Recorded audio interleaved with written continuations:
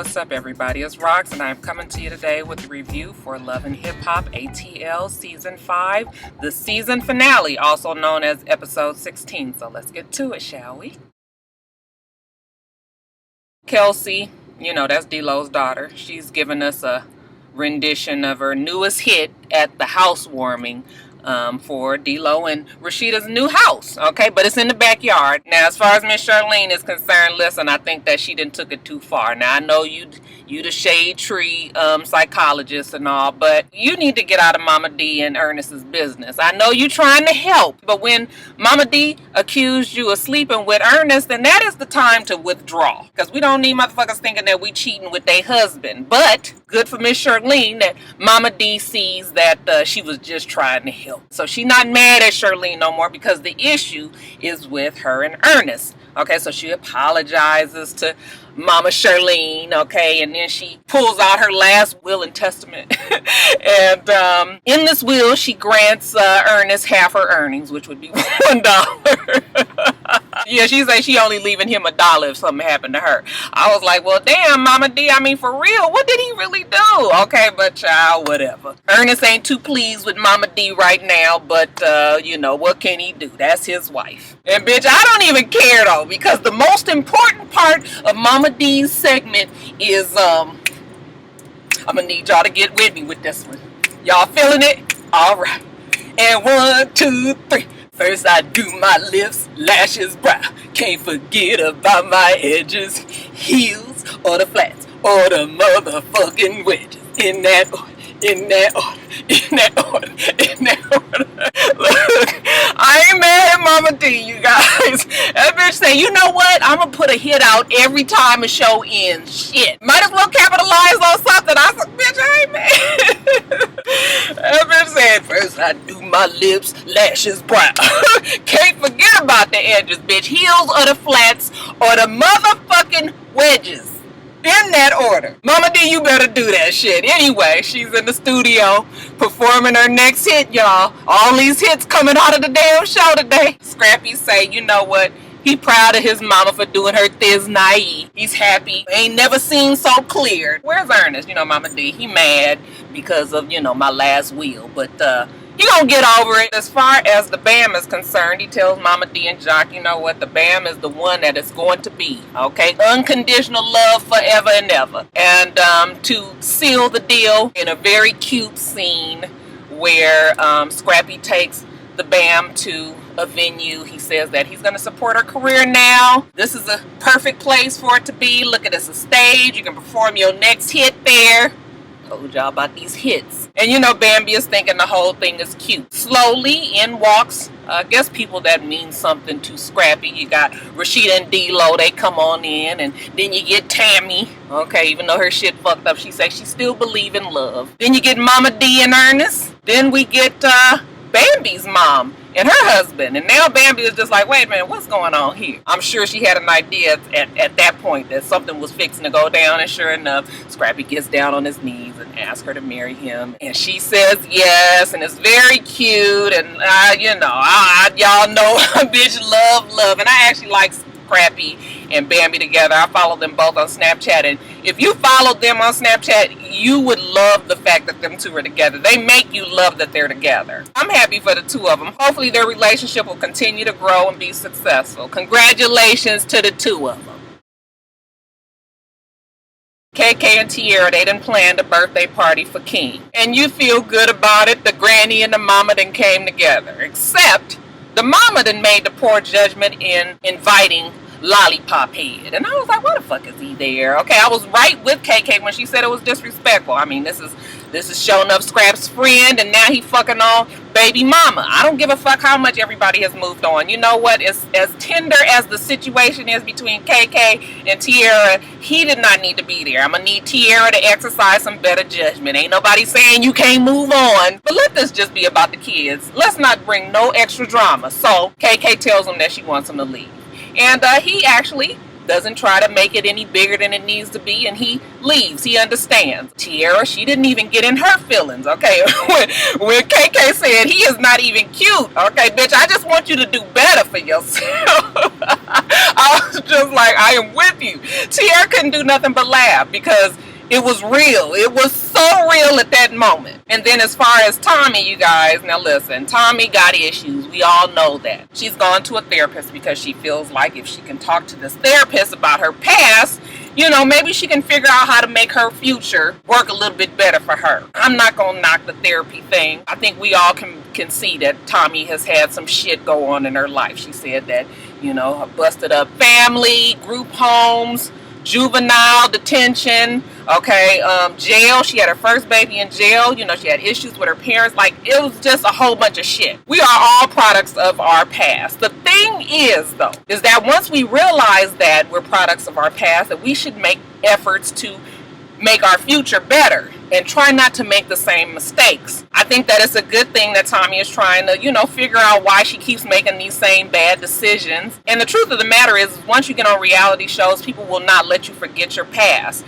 But we cannot forget that Tommy still does a lot of the same shit. Like, just recently, she got pulled over for that, you know, that drunk driving, that DUI. And they talk about her alcoholism there on the show. I don't know if it's true or false or what, but all I'm saying is good that Tommy's trying to make herself better. I just want us all to realize that we've got to make positive steps towards changing ourselves. But it's all good. Tommy get the right on fist, girl. You can do it. You can do it. Stevie J tells us that he's tried, but he and Joseline are donezo. He says that she lies too much, she's only out for herself, and he's over it. Now, Joseline, you know, she still has that I don't give a fuck attitude, still in bad bitch mode. I'm just listening to the bullshit that you got to say. That's all I'm doing. He says he misses her. She says she doesn't. She says she don't even love him. And I promise you, I don't get it. I don't understand why Joseline is so mad. She says she wants him to apologize for lying and being this husband that was so terrible to her. But Joseline's been the one lying all season, or, you know, as she says, bombs that she's been dropping that the streets have given her. She's rolling her eyes while he's trying to talk to her. She's sighing. You know, she act like she got way better things to do. And if you do have better things to do, then why are you here? It's like childish. I'm just sitting there looking at her, you know, just kind of acting like, you know, she's just too much for this. I was disappointed. I was disappointed in Joseline, and child, I never thought I would get here with Joseline, because y'all know I love Joseline. But I feel like Joseline has gotten so big for her britches now that we can't keep giving her this excuse that, you know, she's just that one on the show. I just feel like Joseline probably lost a lot of fans in this season. But anyway, Stevie J says that she's delusional. You delusional for losing all of this. Y'all, it was a sad ending to a dynamic union. I mean, I liked Stevie J and Joseline together just for all of the ratchetry, but I always felt that they loved each other, and now it's just y'all, it's terrible. It's over. So moving on with their lives, Stevie J, you know, he said he got all this shit going on. He's got this new alcohol that he's trying to get off the ground. He's at some shoot there, trying to advertise it, I suppose. And in walks Mimi. Now, he's invited Mimi because, you know, they haven't spoken since she decided to put him on child support. I thought twice about coming, but then again, I have no hard feelings. It was my own ridiculous fault for getting swept up in the drama of Stevie J and Joseline. But trust me, that was the last time. Oh, come on, Mimi. Come on, Mimi. Come on, Mimi. Stevie J says, you know, I'm not mad about her putting me on child support. I'm going to take care of my kids regardless. My problem is that she let Joseline kind of sway her and come in between us. Mimi was like, what did she expect to gain? Well, she gained exactly what she wanted, which was you putting him on child support. See, my whole problem with Mimi putting him on child support, I don't have a problem with women making their men be responsible for their children. But if everything's been going fine the way you guys have been all this time, then what is your reasoning for putting them on there? I know she's saying she's drawing lines and setting boundaries and all of that, but I just think that it was out of spite more so than you trying to put something in place. But whatever, y'all. Mimi, she just is tickled pink that he said that him and Joseline are done. And I already told you guys the next season I see, you know, a storyline of Mimi and Stevie J trying to figure out some sort of relationship. But you know, it's all shits and giggles now. I'm the same girl whose foot you stepped on 17 years ago. And I was just like, see, that's the fucking problem right there. Bitch, if you're the same girl as you was 17 years ago, then you bound to repeat the same motherfucking mistakes that you did back then. Mimi says they're co-parents now. Nothing more, nothing less. It's time to put our personal aside and put our attention where it belongs. Okay, Mimi. Now, let's jump over to Ariana. She says she's finally doing what she was born to do, which was sing. She meets with K. Michelle because she wants to know why K. Michelle left her stranded in New York. K. Michelle just kept on saying, girl, I'm sorry. I'm sorry.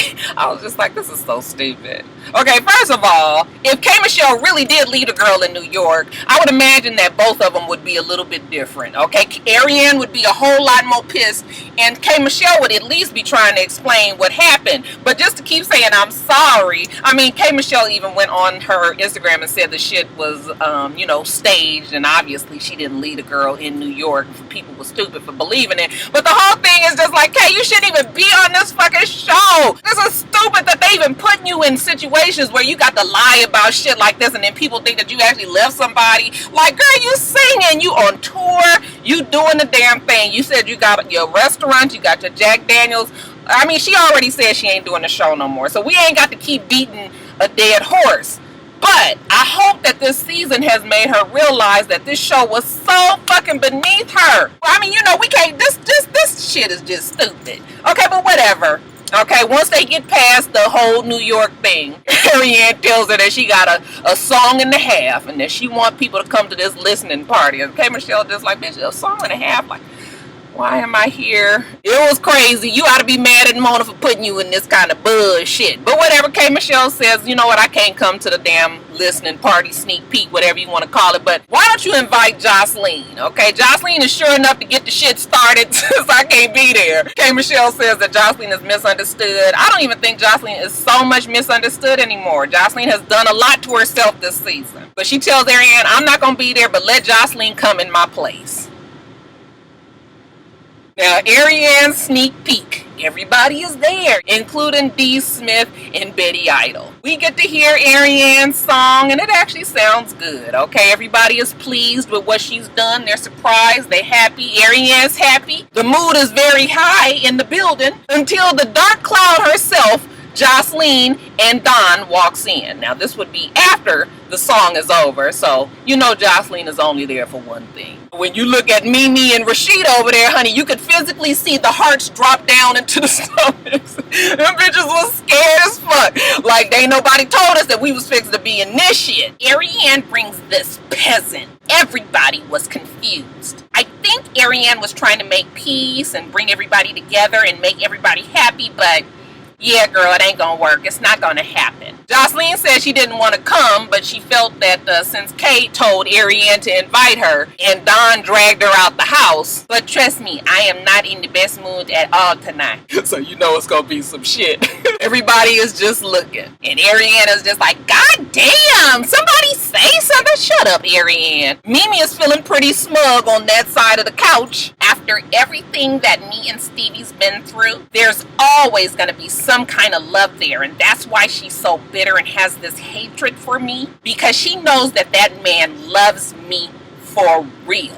I was just like, you feeling yourself today, ain't you, Mimi? Dee Smith and Betty Idle was like, bitch, we is out of here, okay? We can see a cat fight when it's coming. Ariana's dumbass says now she regrets inviting Joseline because she's brought the mood down. I was like, bitch, Mona, bitch, you ain't gonna do it to us today. I was cracking up when Joseline told Ariana to move over. Okay, she was like, let me get some space. Bitch, that was code for so I can get to Rashida or Mimi's ass fast.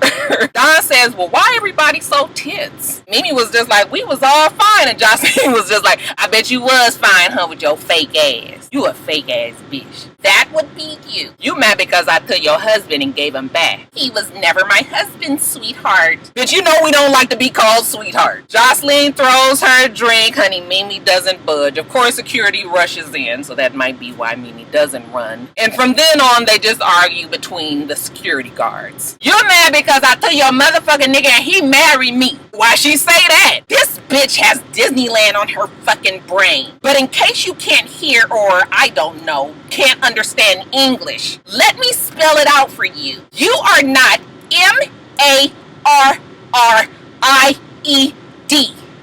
Married. So the insults are flying, you guys. You a stupid asshole. You a fake ass slut. Fuck that stupid ass bitch. Joseline tries the last ditch effort of getting at Mimi. You know, they drag her off, and honey, mad Mimi is in full effect. And you want to believe this stupid fake asshole like it's going to be some kind of reconciliation. You know the animosity this bitch got. I was just like, Ariana is in trouble. I guess it didn't go exactly how Ariana planned, but it went how Mona planned. I see you, Mona, bitch. And then in the final says, you know how they do this at the end of every season, Carly says that she's at the top of her game, everything popping, now she coming out with a fashion line. Okay, Carly. Tammy says that she and Walker are done, even though we now know that they're back together, you guys. Progress. Mimi says that she has no regrets and she's finally putting herself first. I swear she say that every season. K. Michelle says she ain't worried about these girls, she need to worry about herself, and I couldn't agree more. Mama D says she got a new song coming and hopefully her and Ernest can get back on the right track. That is her husband. KK says it's been a rough year, you know, her baby showing enough Scrappy's in jail, but things is looking up. She and her son's baby mama are working together now, and supposedly Sass has some hit out there somewhere, okay? But we cannot forget that KK has legal issues of her own, or as she said, she was randomly charged. Okay, child. That's what you want to call it. Speaking of showing up, Scrap's baby mama Tiara is now pregnant. I guess this would be her 6th child now. Who is the baby daddy? They made sure they didn't say. Joseline says her personal life is all over the place, but you know what? Her business life is sky high. She is excited about doing music. You know, she's in the studio with Young Dro. And look, I still want Joseline to win. I just hope that this part of Joseline is put to bed and she can just move on with her life. And Stevie says that it's been a long time since he's been free, but now he's just concentrating on him and all of the good things that's happening to him. I guess next season is going to be something for him, or as he put it, the good guy does everything big. Let me get off of here, get back to work. You guys make sure that you rate, comment, and subscribe to the channel. I'm itsrox. The channel is for itsrox, and everything else I do will be in the bottom bar. All right. So I hope that you have a wonderful, wonderful rest of your day, and I plan on doing the same. Until next time, Roxstars. Bye.